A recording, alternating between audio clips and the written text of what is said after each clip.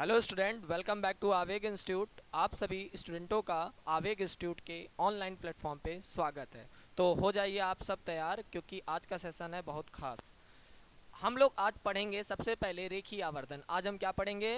रेखीय आवर्धन को पढ़ने वाले हैं। क्या पढ़ने वाले हैं? रेखीय आवर्धन। देखिए, रेखीय आवर्धन का क्वेश्चन बोर्ड में बनेगा जरूर, और जब भी ये बनता है ना, तो ये 5 मार्क्स से बनेगा, चाहे लेंस से बने और चाहे दर्पण से बने। तो बात समझिएगा, दर्पण के लिए भी और लेंस के लिए भी लगभग थोड़ा सा डिफरेंस होता है इसमें, प्लस और माइनस का, और कोई भी डिफरेंस इसमें नहीं होता है। तो सबसे पहले हम समझेंगे रेखीय आवर्धन है क्या। तो रेखीय आवर्धन जो होता है, जो रेखीय आवर्धन है वो संबंध है।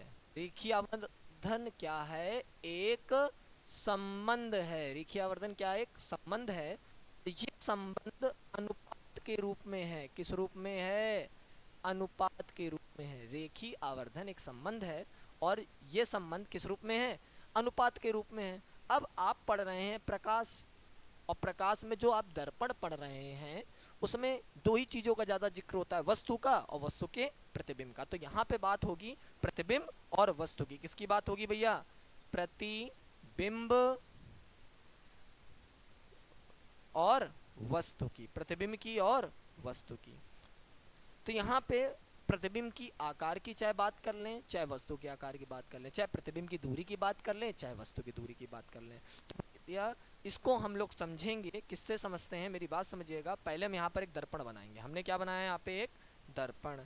तो जो भी हमने यहाँ पे एक दर्पण बनाया है, तो M1 M2 M1 M2 एक अवतल दर्पण है। M1 M2 एक अवतल दर्पण है, जिसका ध्रुव P, फोकस F, वक्ता केंद्र C है। और दर्पण के मुख्य अक्ष पर हम एक वस्तु रखेंगे। तो हमने यहां पर एक वस्तु रख दी, जिसका प्रतिबिंब जो बनेगा वो फोकस और वक्ता केंद्र के बीच बनेगा। अब ध्रुव से लेकर वस्तु तक की दूरी, ध्रुव से लेकर वस्तु तक की जो दूरी होती है उसे कहते हैं वस्तु की दूरी, और इसे U से प्रदर्शित करते हैं। और ध्रुव से लेकर प्रतिबिंब तक की दूरी को V से प्रदर्शित करते हैं। बात समझ में आ रही भैया? ध्रुव से लेकर प्रतिबिंब तक की दूरी को V से प्रदर्शित करते हैं, और इसे प्रतिबिंब की दूरी हम कहते हैं। और बात समझिएगा, ये क्या है हमारी? ये हमारी वस्तु है। तो O डैश ये हो गई हमारी वस्तु की लंबाई, I डैश ये हो गई हमारी प्रतिबिंब की लंबाई। तो रेखीय आवर्धन को हम इस तरीके से परिभाषित करते हैं कि जो रेखीय आवर्धन होता है, क्या भैया? रेखीय आवर्धन। क्या भैया? रेखीय आवर्धन। इसे स्मॉल m से प्रदर्शित करते हैं। ये होता क्या है? प्रतिबिंब की लंबाई। क्या भैया? प्रतिबिंब की लंबाई तथा वस्तु की लंबाई। किसकी लंबाई? वस्तु की लंबाई के अनुपात को हम कहते हैं रेखीय आवर्धन। ठीक है, रेखीय आवर्धन क्या है? प्रतिबिंब की लंबाई तथा वस्तु की लंबाई के अनुपात को क्या कहते हैं?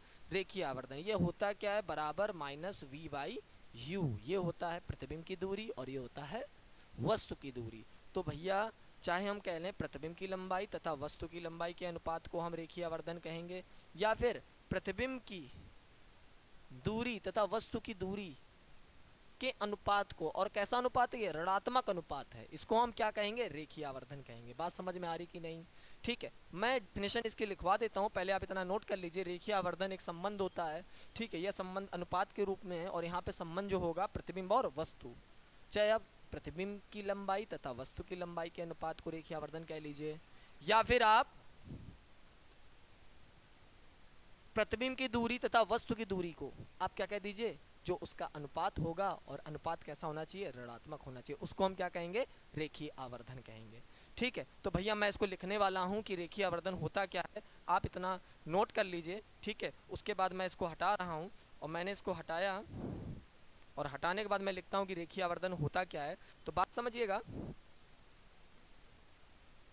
गोली दर्पण द्वारा, गोली दर्पण द्वारा बने प्रतिबिंब की लंबाई, बने प्रतिबिंब की लंबाई तथा वस्तु की लंबाई के अनुपात को के अनुपात को रेखीय आवर्धन कहते हैं। रेखीय आवर्धन कहते हैं। ठीक। गोली दर्पण द्वारा बने प्रतिबिंब की लंबाई तथा वस्तु की लंबाई को हम क्या कहते हैं? रेखीय आवर्धन। ठीक है, ये हमारी डिफिनेशन हो गई। गोली दर्पण में आपका अवतल दर्पण भी आ जाएगा और उत्तल दर्पण भी आ जाएगा। अब आगे की बात करते हैं, बात समझिएगा। जैसे रेखीय आवर्धन को हम स्मॉल m से प्रदर्शित करते हैं, तो यदि किसी भी न्यूमेरिकल में या कहीं पे भी रेखीय आवर्धन का मान ऋणात्मक दिया हो, कैसा दिया हो? ऋणात्मक दिया हो, तो एक बात जान लीजिएगा, जो प्रतिबिंब बनेगा, जो हमारा प्रतिबिंब बनेगा, वो सदैव कैसा बनेगा? वास्तविक बनेगा। क्योंकि दर्पण में निगेटिव का मतलब वास्तविक, दर्पण में निगेटिव का मतलब क्या होता है? वास्तविक। तो अगर रेखीय आवर्धन हमें निगेटिव दिया है, ऋणात्मक दिया है, तो इसका मतलब प्रतिबिंब कैसा होगा? वास्तविक। और वास्तविक प्रतिबिंब जो बनाएगा वो कौन दर्पण बनाता है? अवतल दर्पण ही बनाएगा। तो अवतल दर्पण। और प्रतिबिंब अगर हमारा वास्तविक है तो कैसा होगा? सीधा होगा। कैसा होगा? सीधा होगा। बात ध्यान रखिएगा भैया। उसके बाद यदि रेखीय आवर्धन का मान धनात्मक दिया हो तो हमारा प्रतिबिंब सदैव कैसा होगा? आभासी। कैसा होगा? आभासी। और प्रतिबिंब अगर आभासी है तो कैसा बनेगा? हाँ, यहाँ पे एक चीज गड़बड़ हुई है। गड़बड़ क्या हुई है? जब भी प्रतिबिंब वास्तविक होता है, प्रतिबिंब क्या होता है भैया? वास्तविक। तो उल्टा होगा भैया। क्या होगा? उल्टा होगा। कैसा होगा भैया? उल्टा। ये चीज मुझसे थोड़ी सी मिस्टेक हो गई। यहाँ पे होगा प्रतिबिंब जब वास्तविक है तो कैसा बनेगा? उल्टा बनेगा। और आभासी है तो भैया सीधा बनेगा। प्रतिबिंब कैसा बनेगा? आभासी है तो सीधा बनेगा। ठीक है, अब बात समझिए और आगे कि प्रतिबिंब अगर आभासी है तो आभासी प्रतिबिंब आपके तीनों दर्पण बनाते हैं, चाहे वो अवतल दर्पण हो, चाहे वो उत्तल दर्पण हो, और चाहे वो समतल दर्पण हो। ठीक, यहाँ पे तो तीनों दर्पण यहाँ पे क्या है? पॉसिबल है। ठीक है, ये बात ध्यान रखिएगा। जब भी रेखीय आवर्धन ऋणात्मक है तो प्रतिबिंब वास्तविक, वास्तविक है तो उल्टा, और रेखीय आवर्धन का मान अगर धनात्मक है तो प्रतिबिंब कैसा? आभासी, आभासी होगा तो कैसा? सीधा। बात समझ में आ रही है? और बात समझिए,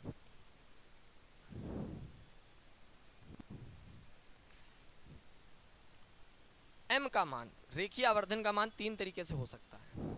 यदि रेखीय आवर्धन एक ज्यादा है और m कम है, रेखीय आवर्धन का मान अगर एक से कम है तो प्रतिबिंब बनेगा छोटा। कैसा बनेगा? छोटा। और रेखीय आवर्धन का मान अगर एक के बराबर है तो प्रतिबिंब बनेगा बराबर, वस्तु के कैसा बनेगा? बराबर। और रेखीय आवर्धन का मान यदि एक से ज्यादा है, m ज्यादा है और एक छोटा है, इसका मतलब जो m की वैल्यू है वो एक से बड़ी है। यहाँ पे क्या हो गया? m से छोटा हो गया। तो यहाँ पे प्रतिबिंब जो बनने वाला है वो वस्तु से क्या बनेगा? बड़ा बनेगा। मैं फिर एक बार आपको ये बता देता हूँ, क्योंकि यहाँ पे लिखने में मुझसे मिस्टेक और बोलने में मिस्टेक हुई थी, कि जो आपका रेखीय आवर्धन होता है उसका मान ऋणात्मक हुआ तो प्रतिबिंब वास्तविक बनेगा, और वास्तविक प्रतिबिंब है दर्पण में, अगर वास्तविक प्रतिबिंब है तो कैसा होगा? उल्टा ही होगा। कैसा होगा? उल्टा ही होगा। ध्यान रखिएगा इस बात को। ठीक है भैया? अब हम लोग आगे न्यूमेरिकल अटेम्प्ट करेंगे। ठीक है, और इसके बिना कोई भी न्यूमेरिकल नहीं लगेगा। और यहाँ पे जो भी न्यूमेरिकल आता है, अगर रेखीय आवर्धन का न्यूमेरिकल आता है, ठीक है, दर्पण से या लेंस से, तो 5 मार्क्स से नीचे नहीं आएगा। ये आपको 5 मार्क्स तो दे के ही जाना है। ठीक है, बात समझिएगा। अब हम आगे बढ़ते हैं कि क्वेश्चन हमसे क्या कहना चाह रहा है। तो देखिएगा, क्वेश्चन हमें दिया हुआ है और क्वेश्चन कह रहा है कि अवतल दर्पण की फोकस दूरी 10 सेंटीमीटर है, किसी वस्तु को कहाँ रखा जाना चाहिए? किसी वस्तु को कहाँ रखा जाना चाहिए ताकि उसका प्रतिबिंब वस्तु से 2 गुना बड़ा हो? पहले केस बता रहा है प्रतिबिंब कैसा हो? वास्तविक हो। और दूसरा केस बता रहा है प्रतिबिंब आभासी हो। तो वास्तविक वाला मैं आपको करके दिखाऊंगा और आभासी वाला आप खुद करेंगे। ठीक है, तो सबसे पहले जब आपको कुछ ना आए तो आप क्या लिखते हैं? दिया है कि। तो आपने लिखा दिया है और क्या? कि। आपने दिया है कि दर्पण कौन सा है? तो अवतल दर्पण है। कौन सा दर्पण है? अवतल दर्पण है। बात समझिएगा, दर्पण कौन सा है? अवतल दर्पण है। अब क्या दी है? फोकस दूरी दी है। तो फोकस दूरी एफ बराबर हमको कितना दिया है? 10 सेंटीमीटर। कितना दिया है? 10 सेंटीमीटर। और वस्तु को कहाँ रखा जाना चाहिए? तो वस्तु की दूरी को यू से प्रदर्शित करते हैं। तो दूरी वस्तु की दूरी तो वस्तु की दूरी हमें निकालनी है, क्वेश्चन मार्क। प्रतिबिंब की दूरी भी हमें नहीं पता है तो निकाल लेंगे।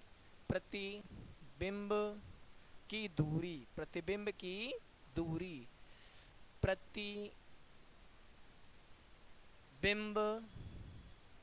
की दूरी प्रतिबिंब की दूरी को जो हम प्रदर्शित करते हैं वो हम किससे करते हैं भैया?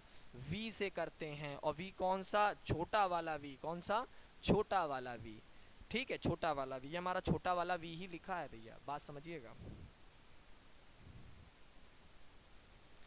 मैं पढ़ाते टाइम ऐसा कुछ नहीं लिखना चाहता कि आपको समझ में ना आए, बाद में आप कंफ्यूज हो। ठीक है, इसलिए मैं काफ़ी सावधानी पूर्वक लिखता हूँ।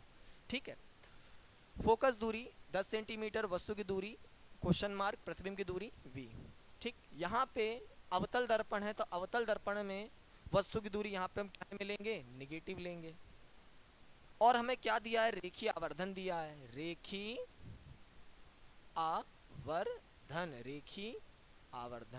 रेखीय आवर्धन m बराबर हमको दिया है।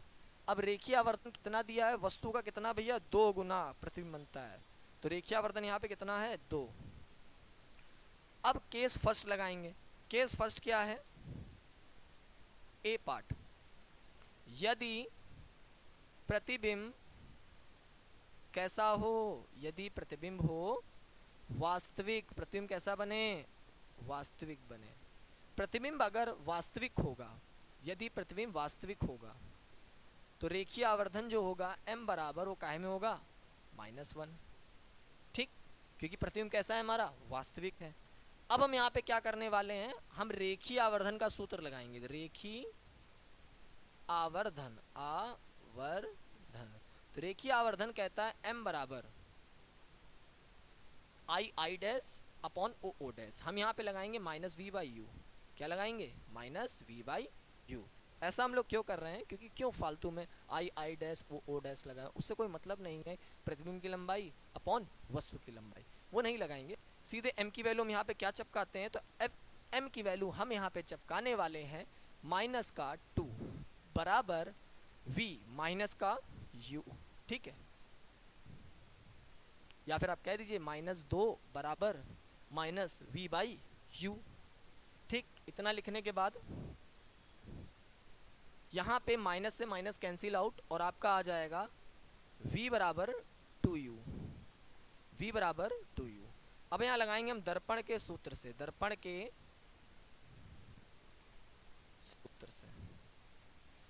का सूत्र देखिए हमसे क्या कह रहा है? 1/f बराबर 1/v प्लस 1/u।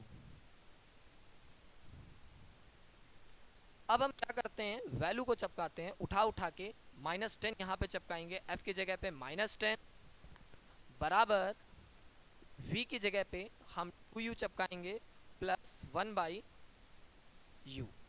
यहाँ पे जो लासा लेंगे वो 2u लेंगे। हम एक ऐसी संख्या लेते हैं जिससे दोनों संख्याएं कट जाएं। 2u से 2u तुम +1, फिर प्लस लगाए 2u में भाग करेंगे u का तो हमें मिल जाएगा 2। ठीक है, ये भी प्लस का है, ये भी प्लस का है, ये क्या है? माइनस का 10। अब बात समझिए सभी लोग,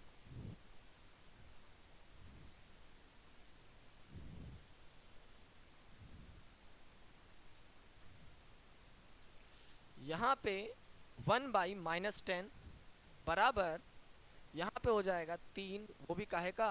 प्लस का। 3 काहे का हो जाएगा? प्लस का। 2 और 1 3, और नीचे कितना है? 2u। यहाँ पे कैंसिल करेंगे हम लोग तो यहाँ पे हो जाएगा -5 और 5×15। तो हमें मिलेगा u बराबर -15 सेंटीमीटर। अब हमें u मिल गया। ठीक, इसके बाद हम क्या निकालेंगे? हम यहाँ पे v निकालेंगे। तो v बराबर क्या है भैया? 2u। v बराबर क्या है? 2u। v बराबर क्या है भैया? 2u है। ठीक है, मैं इधर रहता हूँ ताकि आपको दिखूँ। ठीक है, 2u। और काहे का है भैया, प्लस का ही है, ठीक है। तो 2 रखेंगे और यहाँ पे माइनस का 15 रखेंगे, तो हमारा v बराबर कितना आएगा, 15 दूनी 30, तो माइनस का 30 सेंटीमीटर, ये हमारा v आ गया। अच्छे से देख लीजिए, प्रतिबिंब हमारा वास्तविक था, इसलिए रेखीय आवर्धन हमने काय में रखा, प्लस में नहीं माइनस में रखा। किस में रखा, क्योंकि अगर रेखीय आवर्धन प्लस में रख देंगे तो आभासी होगा प्रतिबिंब, ठीक है। नेक्स्ट क्वेश्चन, केस जो है इसका, जब प्रतिबिंब कैसा हो, आभासी हो। बात समझिएगा, प्रतिबिंब आभासी होगा तो रेखीय आवर्धन की वैल्यू काय में रखेंगे आप, पॉजिटिव में रखेंगे। तो यहाँ पे जो वैल्यू आएगी वो काय में आएगी, निगेटिव में आएगी। जब प्रतिबिंब कैसा हो, आप इसको हटा के क्या लिखेंगे, प्रतिबिंब कैसा हो, आभासी हो। कैसा हो, आभासी हो, तो रेखीय आवर्धन की वैल्यू काय में रखेंगे, पॉजिटिव में रखेंगे।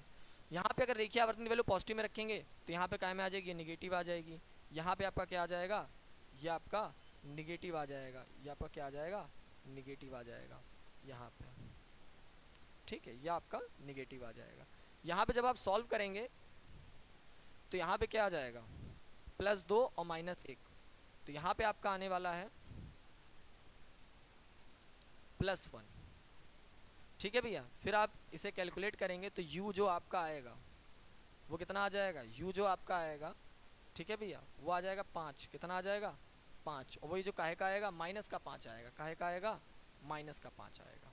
देखिए भैया, यहाँ पे जो u आएगा वो आपका माइनस का 5 आएगा। फिर 5 का जब आप डबल करेंगे, ठीक है, तो यहाँ पे कितना आ जाएगा, क्योंकि ये माइनस का है यहाँ पे देखिए, ठीक है, माइनस का है, तो आपका प्लस का आ जाएगा 20। कितना आ जाएगा, 20 सेंटीमीटर, ठीक।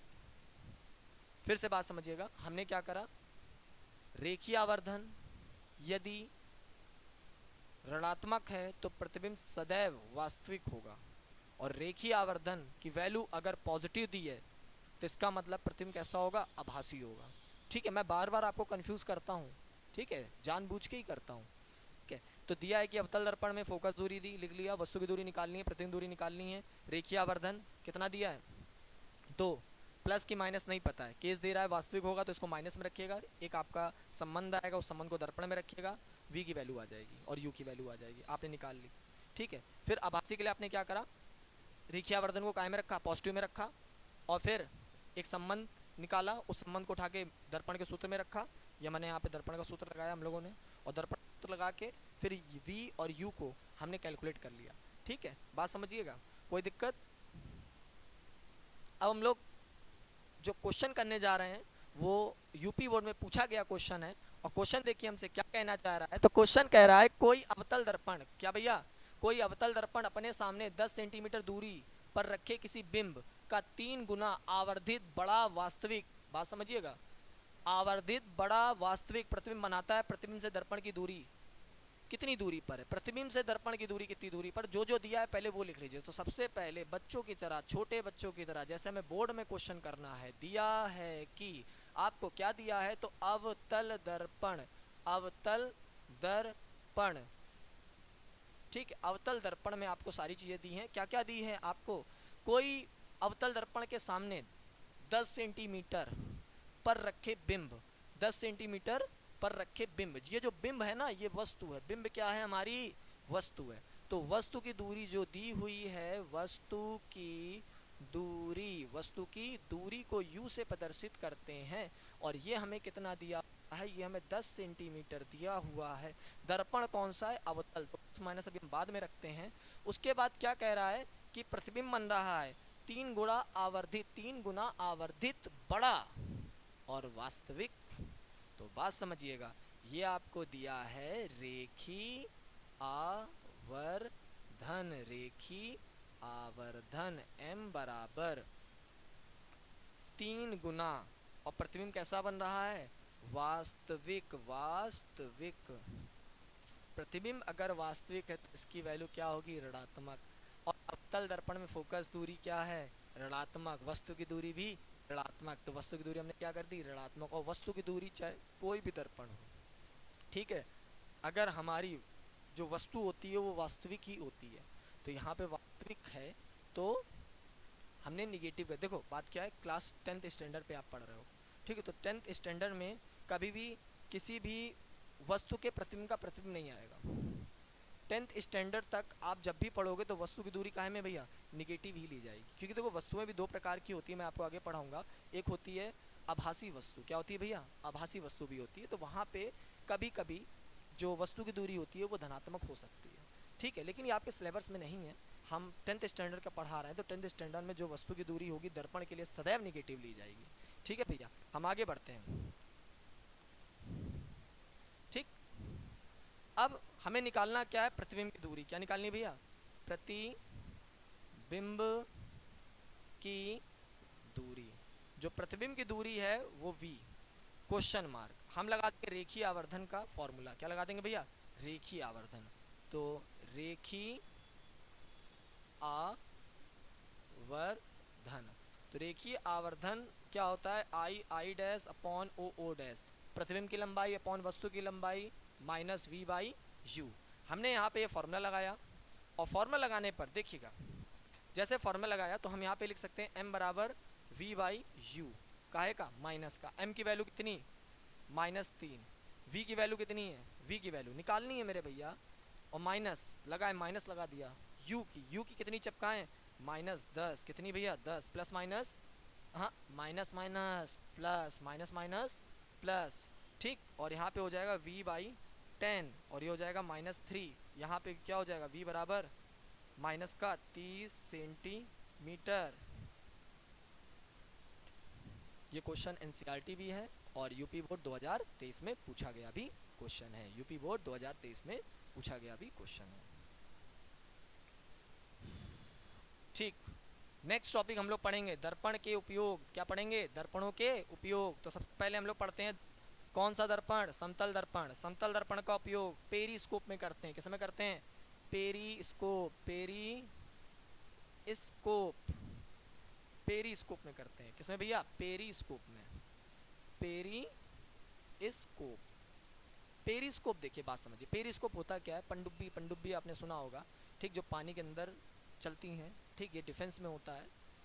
अब जो पेरिस्कोप होता है, पेरिस्कोप की सहायता से पनडुब्बी में लोग अंदर होते हैं जो भी हैं, वो अंदर के लोग पनडुब्बी बाहर की वस्तुओं को इस तरीके से देख पाते हैं, पेरिस्कोप की मदद से ही देख पाते हैं।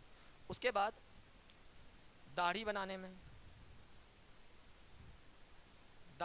में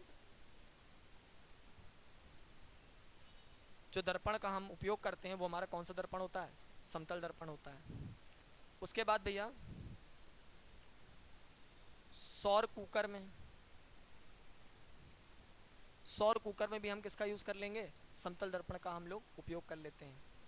उसके बाद अवतल दर्पण का उपयोग, किसका भैया, अवतल दर्पण का उपयोग हम लोग कहाँ करेंगे, अवतल दर्पण का उपयोग चिकित्सा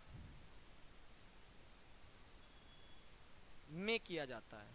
जैसे जो दांतों के सॉरी, दांतों के जो डॉक्टर होते हैं, टीथ डेंटिस्ट होते हैं, ठीक है, वो दर्पणों का यूज़ करके कैविटी को देखते हैं, और वो जो दर्पण होता है इंस्ट्रूमेंट में लगा होता है वो कौन सा होता है भैया, अवतल दर्पण होता है, ठीक है भैया। उसके बाद लैंपों में कर लेते हैं हम इसका यूज़, ठीक, गाड़ी के हेडलाइट में कर लेंगे, ठीक, मोटरसाइकिल व कार,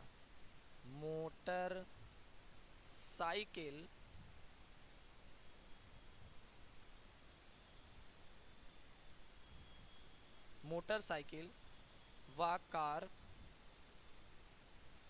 के हेडलाइट में, और इसका उपयोग हम लोग दूरदर्शी बनाने में भी करते हैं, दूरदर्शी, और कौन सी दर्शी होती है, वो परावर्तक दूरदर्शी होती है। और सबसे ज़्यादा इम्पोर्टेंट है उत्तल दर्पण, सबसे ज़्यादा इम्पोर्टेंट क्या है भैया, उत्तल दर्पण। तो उत्तल दर्पणों का उपयोग जो होता है ना, बात समझिएगा, सबसे इम्पोर्टेंट जो इसका सुरक्षा पद्धति में करते हैं, सुरक्षा, ठीक। अब सुरक्षा पद्धति देखिए कहाँ कहाँ पे होती है, आप एटीएम गए होंगे, तो एटीएम में जब पैसा निकालने जाते हैं तो वहाँ आपकी फ़ोटो दिखती है, ठीक है, वहाँ पे जो दर्पण लगा होता है वो कौन सा होता है, उत्तल होता है। आप मेट्रो प्लेटफॉर्म पे गए होंगे, जो मेट्रो के प्लेटफॉर्म पे जब आप मेट्रो आती है तो आपको पहले दिख जाता है। उसके बाद जब भी आप कहीं अच्छी सोसाइटी में जाते हैं तो वहाँ पे जहाँ पे मोड़ होते हैं तो मोड़ पे दर्पण लगे होते हैं, और वहाँ जो मोड़ पे दर्पण लगे होते हैं वो कौन से होते हैं? उत्तल दर्पण होते हैं। उसके बाद समझिएगा, उत्तल दर्पण का उपयोग कार व मोटरसाइकिल के बगल में, जो ड्राइवर सीट के बगल में जो दर्पण लगा होता है कि पीछे से जो गाड़ियां आ रही होती हैं वो उसको दिख जाती हैं उस दर्पण में, तो वहां करते हैं। तो यहाँ पे लिखिएगा कार व मोटर मोटर साइकिल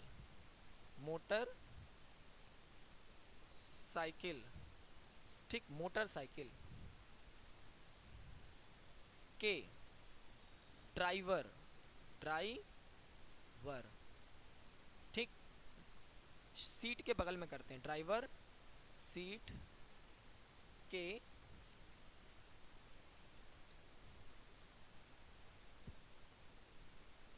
बगल में, रुकिए, बगल में लगा होता है। ठीक है, ये इसका बहुत इंपॉर्टेंट रोल है। और अवतल दर्पण का उपयोग हम सौर भट्टी में भी करते हैं, ये भी याद रखिएगा। कहाँ पे करते हैं? सौर भट्टी में, सौर भट्टी में करते हैं। सुरक्षा में, एटीएम में, सुरक्षा में भैया, एटीएम में, मेट्रो में, मोड़ पर, ठीक है, और कार व मोटरसाइकिल के ड्राइवर सीट के बगल में, क्योंकि ये हमेशा क्या करता है, जितनी बड़ी भी वस्तु हो, वस्तु का जो प्रतिबिंब बनाएगा, ठीक है, वो छोटा बनाएगा, सीधा बनाएगा। ठीक है, इसलिए हम इसका उपयोग हम करते हैं। आज का लेक्चर हम यहीं तक रखते हैं।